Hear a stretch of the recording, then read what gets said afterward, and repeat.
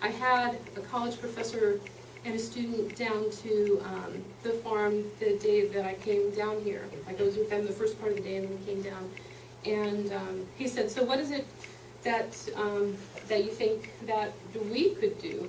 And I said, well, a big part of it is taking responsibility for, you know, it's, a lot of people say, well, why do you need so much electricity that they have to keep building these power plants where you live? Well, we don't. It's not for us. I've seen the transmission line plans, and it goes straight from our community in southeastern Ohio to, they've said, PJM, that they cannot run Washington, D.C., New York City, and New Jersey without parasitically sucking the electricity off of our community. This is not for us. And so one of the biggest things that needs to happen is for all of us together to start looking at how can we take responsibility for how our electricity is generated. How can we do that? My parents went on solar and geothermal 35 years ago. We have the technology we need. I have a friend down in Florida who they wanted to put, she was a 5th generation Floridian, and I met her at a conference down in Georgia, and we were speaking on a women's panel. And they wanted to put a power plant in her community in the Everglades to fuel Disney World. A power plant in the Everglades to fuel Disney World. I mean, you know, I joke about it, but it's like the only thing more obscene they could do is like maybe burn babies in it or something, you know. And so they fought this thing off, and they won.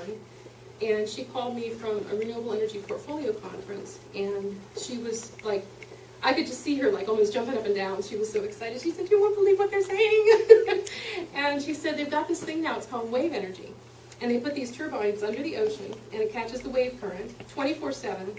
I mean, it's not like it's dependent on whether the wind's blowing or the sun is shining. 24/7, they can catch that. And it's 2 miles off the coast. You don't see it, so nobody's going to be griping about having to see a smokestack or, heaven forbid, a windmill. I'd much rather see a windmill than what I'm looking at.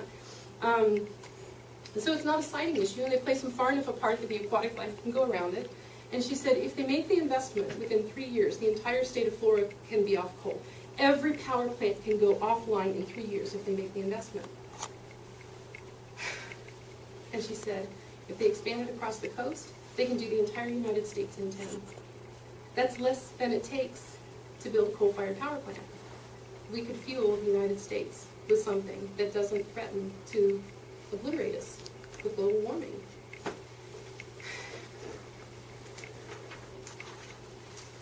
I don't think that that would be a whole answer, because I think that anytime you put all your eggs in one basket, you're vulnerable.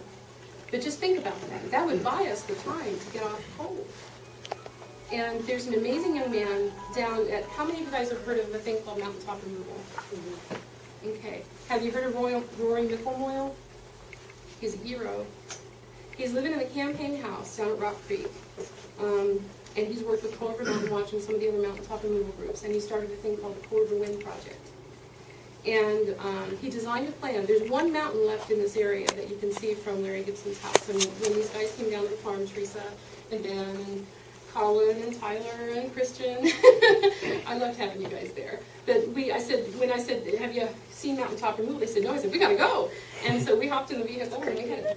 And there's one mountain left that you can see from Caperd Mountain. All the other mountains around his place have been leveled.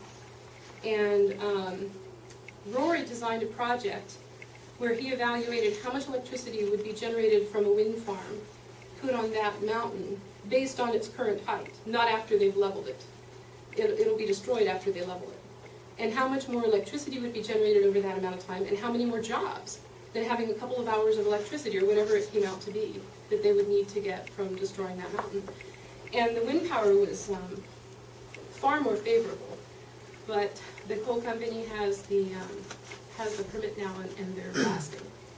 So a big piece of what people can do is to start looking at how else do you think we could lift our heads from the reality that currently exists and create something that we actually can live with and our children can live with, because that's what it comes down to. And how many of you guys have heard of clean coal?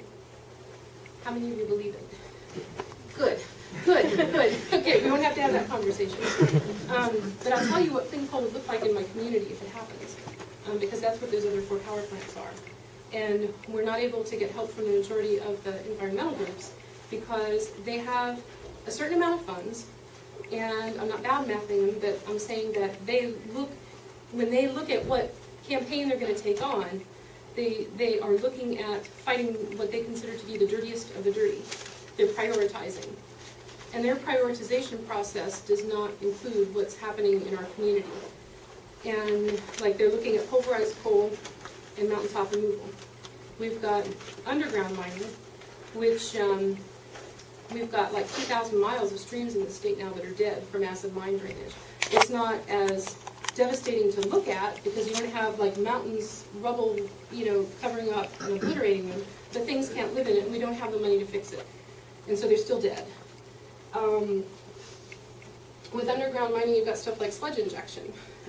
I'll let you guys pass this around, but this came from a community where I was working in West Virginia out of a water heater. It was like their third hot water heater they'd put in that year because this stuff eats through metal. I had a jar of this that I took with me to power shift, and my hand kept getting wet, and I thought, I just don't have that screwed on quite right. And I kept trying to screw it on tighter or different, taking it off, putting it back on. And then I realized it had perforated the metal all the way around the top of the lid, and while I was there, it fell into the stuff, and it dissolved by the time I got home. And this was taken out of people's drinking water. When they process the coal, regardless of how they mine it, they use a combination of like 66 different chemicals. It's got things like toluene, benzene, chlorine solids. I've seen the list, and I can't pronounce the vast majority, but I've had enough chemistry that I know that I don't want to drink benzene or toluene. And that's what these people are washing their babies in because there's the choice. You can't, when you're making that little bit of money and you're in an isolated area, you can't go and buy enough water to wash your laundry. People are opening their windows so they won't smell the chemicals when they wash their clothes. And they're buying more washing machines and things like that because it eats through the metal in the appliances. So when they process the coal, regardless of how they mine it, they have to process it with those chemicals to get it to where it's what they can use. And when they do that, they've got two choices, a couple of choices, of what they can do with that chemical stuff that's left, that sludge. They can either, if they're doing mountaintop removal, they can blast off what is then called overburden and make a dam and pump all that behind that, which is prone to erosion. And that would be a whole other subject. Or they can inject it into the ground. And this came from a community where they were not only doing mountaintop removal, but they were injecting it into the ground. The problem with injecting it into abandoned mines is that it doesn't stay in the abandoned mines and it seeps out into your water. So that was a community that I did work with. I have a naturopathic physician who does heavy metal hair sample analysis. And I had had my own hair tested because I was curious about what I was being exposed to. And I also have trained as a lab technician. So Culver Mountain Watch got the money, and I went down and collected samples, and we got about a dozen hair samples to send off. And my doctor told me that she didn't think we'd have any trouble getting a human health study based on the results that she saw come back. So if you change the way you burn it, it does nothing about that. Somebody's community is still going to have to be mined. And that was really driven home to me about a year ago. I went to the Indigenous Environmental Network conference. There were some students that bought me a bus ticket from Ohio to Nevada. It was an interesting trip. And I will be forever grateful. There were native elders from all over the world. There were people there from Brazil and Peru and Russia and Ecuador. And they were indigenous people fighting for their communities against extractive industries. And so we shared that common denominator of misery. And it was really hard to be there. I cried probably for the first 3 days because I've spent time with Native people from our continent before, and it's been a huge blessing to my life. Their level of spirituality is, what do you call it, inversely proportional to the level of economic advantage that they have. I mean, they're some of the poorest people you'd ever meet, but they are so spiritually rich. And so it was really hard for me to take and multiply out what I was experiencing in my community and multiply it over that many more communities, and to know that that was happening to them. But when I got over that, I was, it was a really amazing place to be. I would say the young people were probably running about 75% of the show. And I was talking to one elder, and I said, "Can you believe these young people?" And I said, "If you look around, it's like they've organized this whole thing." And he said, "Yeah." He said, "It's the times we're living in." He said, "The wise ones are coming back."